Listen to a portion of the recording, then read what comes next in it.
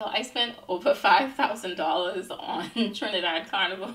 Real talk. Hi y'all, it's Krista and welcome back to my YouTube channel. Today's video is all about Trinidad Carnival recap, planning, do's and don'ts. If you're planning to go in 2024, I'm going to give you guys tips on how I navigate Trinidad Carnival, but also how much it costs, transportation, costumes, registration, in order to start planning if you haven't already. I mean, there's people already buying their flights as we speak for next year. The season starts almost as early as, I want to say, November, if we're talking like frequent parties, fetes, and events. The pinnacle is the parade of bands, and that typically happens the Monday and Tuesday before Ash Wednesday. The National Juve also takes place in the wee morning hours of the Monday before Ash Wednesday. And I'll put the dates here for 2024, 2025, 2026, and so on. The peak of the season actually culminates the week before Ash Wednesday into Ash Wednesday. Where does the actual parades take place? They take place in Port of Spain, Trinidad and Tobago. That's basically where the most popular and commercialized carnival takes place. According to basically locals, there's carnivals all over the island of Trinidad and Tobago. Like, planning for carnival literally starts from the previous one concluding. So there's people who leave carnival and they've already booked their accommodation for the next year. The biggest things to prioritize really, especially now, are your accommodation, getting there, your flight, drivers, and just figuring out a plan as to how you're going to get around. So flight wise, most people tend to fly Caribbean Airlines, but the major airlines typically offer flights to Port of Spain, Trinidad and Tobago. The airport code is POS, but I ended up booking like after Christmas, which is definitely, if you're a newbie or if you're trying to save some money, don't do that. You need to book early as possible. The last time I went to Trinidad Carnival, I went for about 6 nights. I went from Carnival Thursday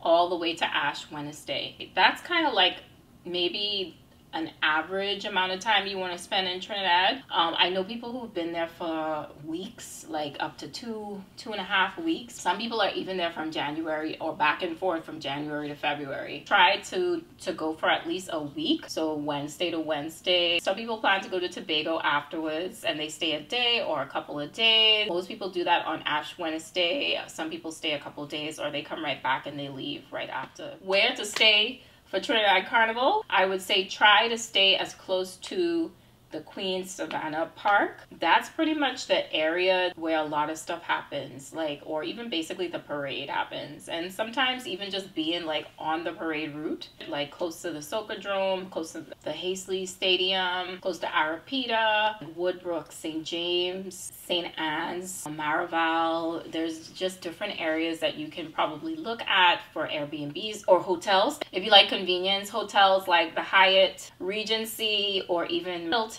or, you know, guest houses in those areas are probably going to be your best bet. It's just that you really have to be able to get in contact with somebody to book. And sometimes when you look online, the vacancies may not show right away. Another tip is to call ahead of time, send emails, stay on it, stay on the person that you spoke to get your reservation in if it's something that you really want to do, because very competitive in terms of getting accommodations, and the earlier you start, the better. Because Trinidad Carnival is just one of those things that everybody wants to go to. Like literally everywhere is going to be, you know, have a higher price tag. So prepare for your accommodation to be at least a good chunk of your budget. I think to save money, definitely find a crew, definitely get roommates. Got in with some of my friends last minute at Cascadia for 2023, and I only paid $580 for 6 nights. It's not horrible, but they definitely need to work on the hotel. I know people that travel to Trinidad even latest Friday to Wednesday, or even Friday to Friday. It just really depends on you and your schedule, how much time you can take off, all that stuff, and how much money you want to spend. I think in terms of just planning to go to Tobago for like a cool down on Ash Wednesday or even later than that, you also need to book those flights early as well. They sell out very quickly, so just FYI. Airport code to Tobago is TAB. There's also a ferry service. I think a few months or maybe a few weeks, the ferry schedule updates online and you can buy ferry tickets. I have all this information in my blog post. Go to the link in the description box below if you want like direct links for all these things. Costumes.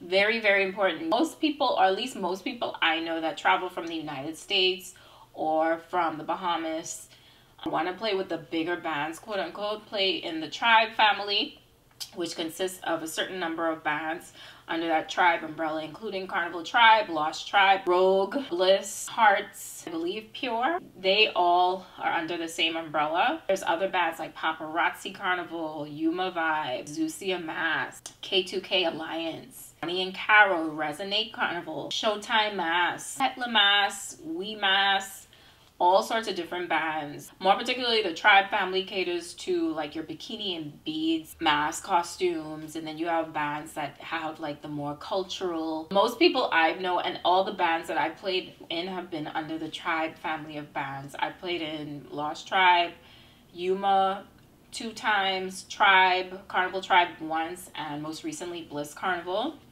Now, costume prices can vary. It really just depends. Obviously, if you want like the bigger, more expensive costumes, you're gonna pay a pretty penny.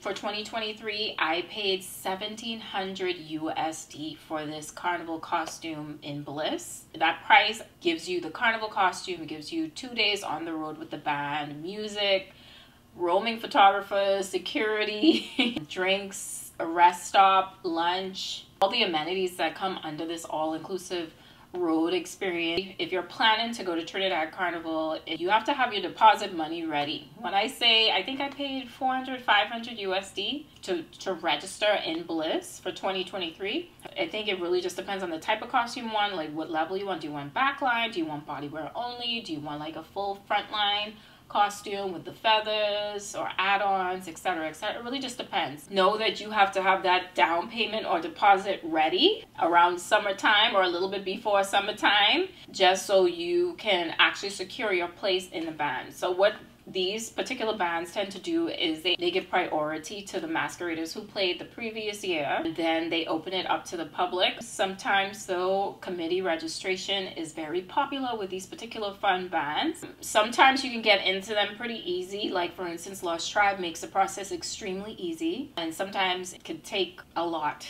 And it really just depends on you as a person if you're willing to go through that process. For me, registration with Bliss Carnival 2023 did not take me that much effort at all. All I did was message one of their marketers and they gave me a link to go and register with the band. And I think band launch was in the summertime and I registered in August. So they still had spots open then, but it's still up to chance because you just never know when the band is going to sell out. Now, things to look out for. Sunset Weekend is basically a weekend full of Fete Tribe's overall band launch with all these different carnival bands that I listed.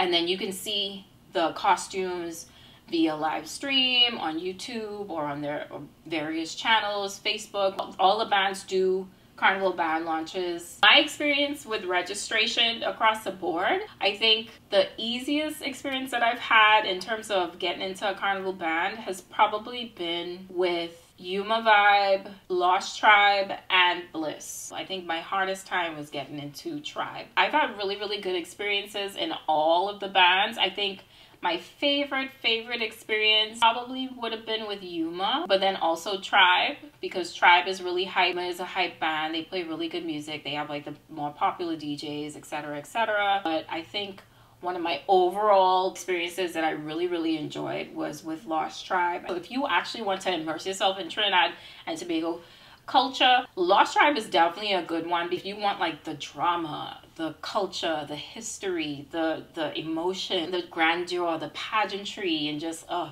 everything all together, I think that was probably one of the better bands to join if I'm keeping it real. My experience with Bliss Carnival in 2023, I absolutely enjoyed how responsive they were in terms of customer service, communication, even with like just getting my costume and picking it up at a certain time versus, you know, their regular distribution hours.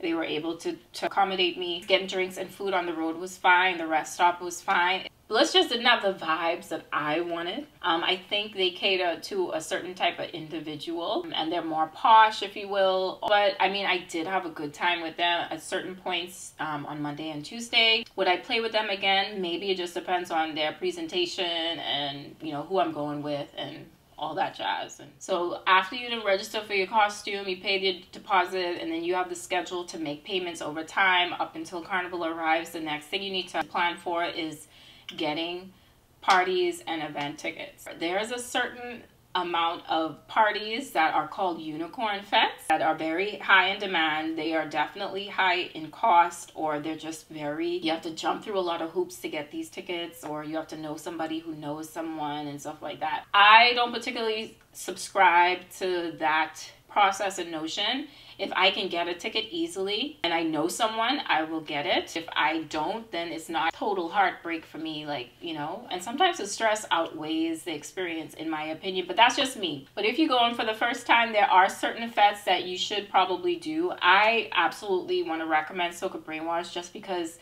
the last Soca Brainwash 2023, I had a really good time, even though I had to leave early. And I think it was such a well put on event, like the festival itself, the decor, the DJs, the music, the food, the drinks, everything was just really, really well thought out. So if there's one fete that I would absolutely recommend, just know that is definitely up there. I spent like $216 on this party ticket. You don't need to know a committee member to get into this one, but I think it's just something that I feel like everybody should experience at least one time. The parties that I ended up scoring tickets to, Caesar's Army Ambush, which is like an alternative Juve. And you guys can check it out in my vlog. Ambush is definitely one of those unicorn fetes that like everybody flocks to.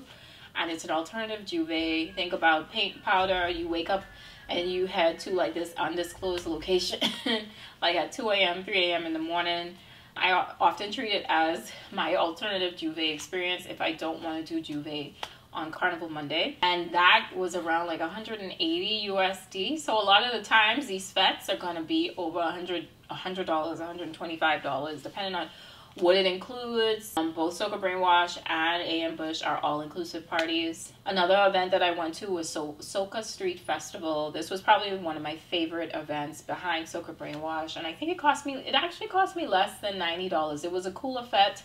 It was food inclusive, and it was just basically paint, powder, water, and I had a really good time. It's just the process to get this ticket. Ended up getting the Soca Mecca combo, and I was able to get the name of a committee member from the page that approved my ticket. So sometimes if you want to go somewhere, you could just message the promoters and see if they will help you out. I also went to Mecca. Mecca was decent. It was also a cool fete, but they had like drinks and everything. Like they had performances, and they had like carnival characters, like little booths with like a little bit of culture infused kind of activities going on and stuff like that. Really enjoyed the performances, especially from Michael Teja, Olatunji. He sang Engine Room. I know people who did way more than 4 fetes.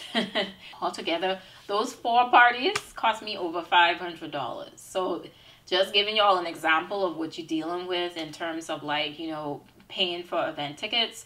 Although I will say there are events that are cheaper than 100 USD. Soca and Mecca together were like $125 together. So I did save on those. Know your unicorn fetes are going to come with a unicorn price tag. It's very important to know that there are different varied types of events. There's cultural activities like Camberley riots, Mardi Gras. There's like different street parades. There's Kitty's Carnival. If you want to diversify your Trinidad Carnival event schedule, then I definitely suggest trying to incorporate some cultural events. They actually put out a calendar with events that start as early as November, and that includes those cultural events. So I will actually put a link in the description box below for you guys, but they have a full-on calendar that shows like all the public national events that are happening, from parades that happen throughout Carnival week and just, you know, exhibitions and this, that, and the third. And also places that you can find these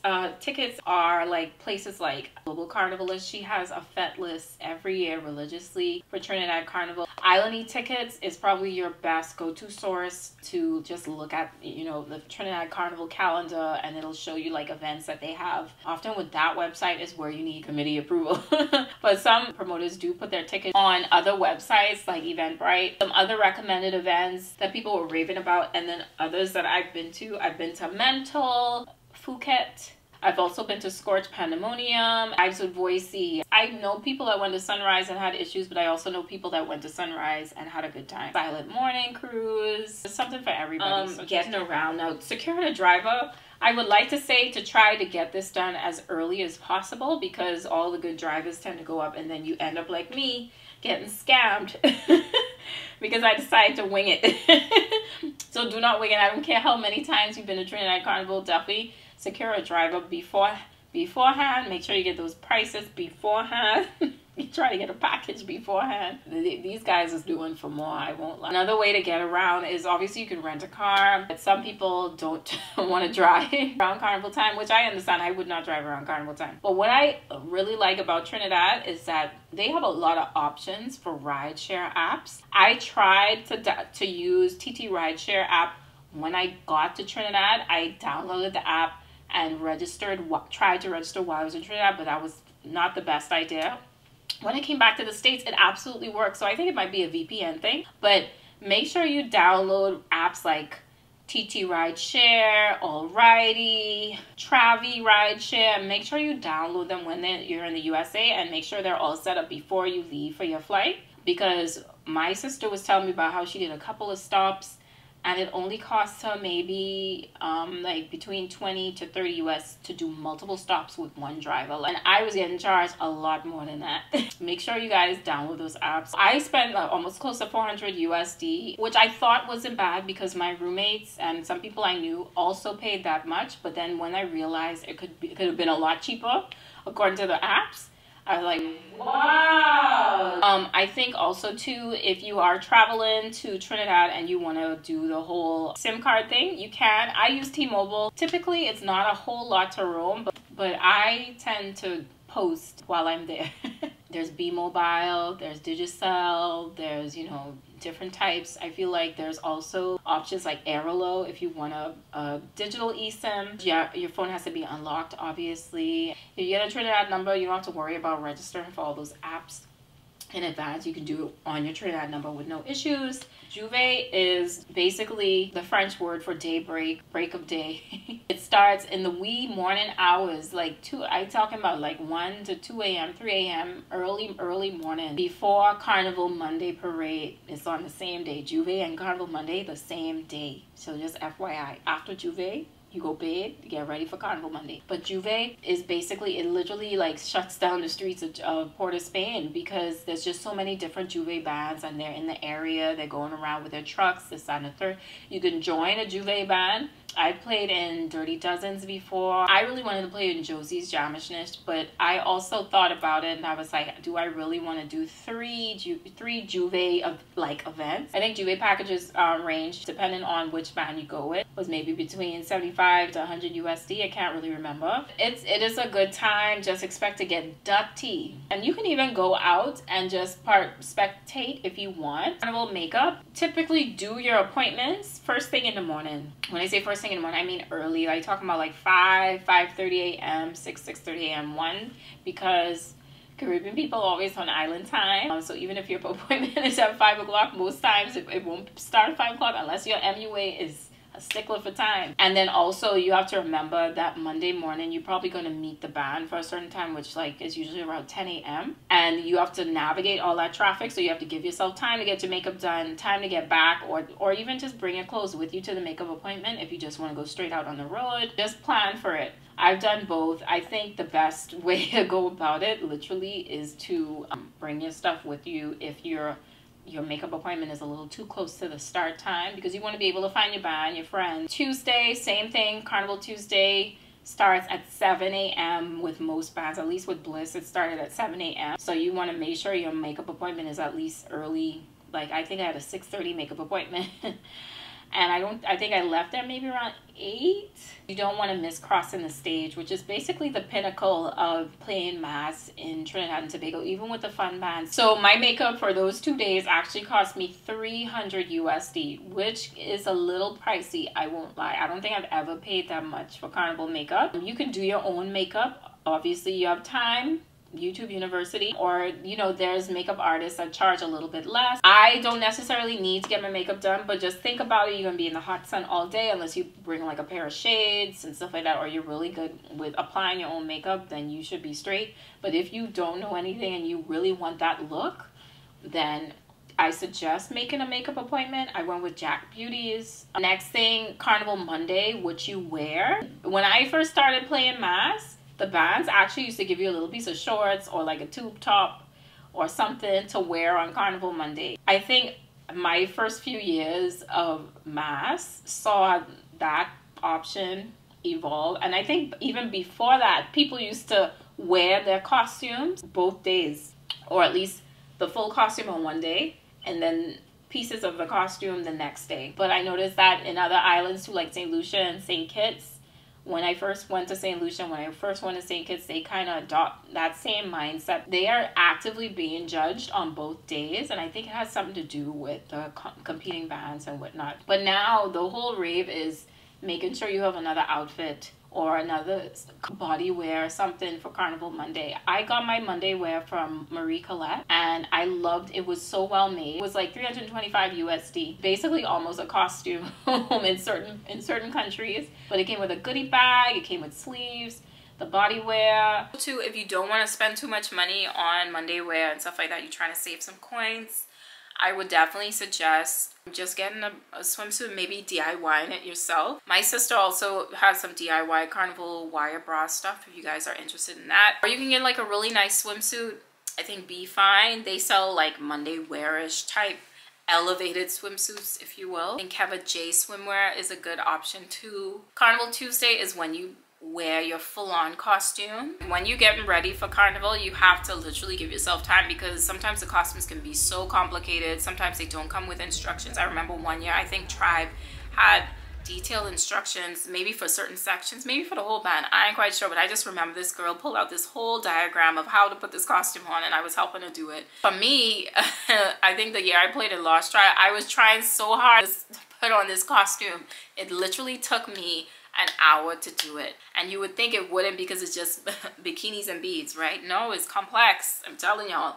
So meeting the band on the road both Monday and Tuesday, there's a mass experience app, and I had a little trouble with it initially, but then I realized all I had to do was zoom out and then zoom back in, and I was able to find where the trucks were on both days. And I was able to find the band with no issues once I was on the street. That's why I say get there early. Getting drinks and food from Bliss truck was no problem. And they actually have like this whole QR code on the inside of your costume box after you pick it up, and it shows you like which DJs are on which trucks, what food you get, if you get snacked that day. For Tuesday, like what section is going with which truck, and when you need to line up, and or where you need to meet the band. I found that extremely helpful, because imagine not having that and just trying to figure out where the band is and you ain't from Trinidad and Tobago, bro. I think the only con that I had about playing with Bliss Carnival is the fact that, I mean, I guess I've been a few times, so my experience would be different from anybody else's, but the vibes just weren't there for me across the board. They had certain periods of time where they were really, really hype and the music was pumping and stuff like that. There were certain trucks that it just wasn't my vibe. And I feel like I should have probably explored the band a little bit more and check out. That's another tip. Make sure when you go to the band, start from the back, or pay attention to the little masquerade guide to see what DJs are on which truck. It could change. Start from the back and walk all the way to the front, and then walk back and find the truck that you like that plays music, you know, because I feel like I probably missed a certain truck that probably was playing the type of music I wanted to hear. So what else can you do during Trinidad Carnival? I wouldn't say that I'm an expert on that, just because anytime I've gone to Trinidad Carnival, I have literally just done pump, pump, pump, pump, pump, maybe a little eating at the restaurant with a group, and then back to the hotel, back to the Fete, on the road, Juve, on the road, If I do go back to Trinidad Carnival, I want to mix up cultural events, touristy stuff, along with fetes and the road. And I think it would be the perfect trip. And I think that's just coming from somebody that's been there a couple of times. I think definitely you have to go to Maracas Beach, get a bacon shark. Try to go to Tobago for a cool down, just to see the range and the beauty of Trinidad and Tobago for sure, because I always have people talk about it. I've seen people post about it. The water looks amazing. Their ecotourism, I think, isn't marketed enough, because I would like to see more of it. I've heard things like the Coroni Bird Sanctuary or Pitch Lake, or even the museums, the carnival museums. I don't even know if they're open during Carnival week. I need to find that out. There's even like this bamboo forest that they have that's really nice. There are some really nice beaches in Trinidad, like Las Cuevas, somebody was telling me about. I think also very important, definitely discover the food in Trinidad and Tobago. You need to try doubles. You need to get roti. You need to get bus up shut. There's so much. The first time I had Trinidadian corn soup, when I came back to the States, I looked up every recipe I could find and I made that from scratch. It was so good. It wasn't the same as the one in Trinidad, but Trinidadian food is just so good. Like I said, my total cost for 2023 was over $5,000. I detail all of this in my blog in the description box below, so definitely check that out if you are gung-ho and very serious about planning. You can do a little cheaper depending on if you're going with friends or sharing with friends. If you want to opt out of getting makeup, maybe you can find a cheaper makeup artist. If you don't have to spend that much money on Carnival Monday, where you have to spend that much money on a costume. It really just depends on you. You could do a whole bunch of fetes and maybe not even play mass, you know. Maybe you want to spectate and be a spectator. It really just looks different for everybody. Some people go even more than $5,000. I don't have the budget for it, but if you are trying to save coins, those are some ideas. Make your trip the way you want it to look like. Also, don't feel like you have to get sucked into what looks like the popular way of doing Trinidad Carnival. I feel like getting a broader perspective with cultural events, touristy stuff, maybe going to restaurants or getting a street food tour, along with maybe one fete here, one fete here, one fete there, mass is a good one. Or trying maybe a different type of band, like if you want to join like K2K Alliance versus, you know, the fun bands, and do that and just make your experience yours. Yeah, that's pretty much it. Let me know if you guys have any questions about this video or any of the things I said, and if you guys have been to Trinidad Carnival and can add some, you know, perspective in the comments below, do that. Thanks for watching. Don't forget to like, comment, and subscribe. Bye.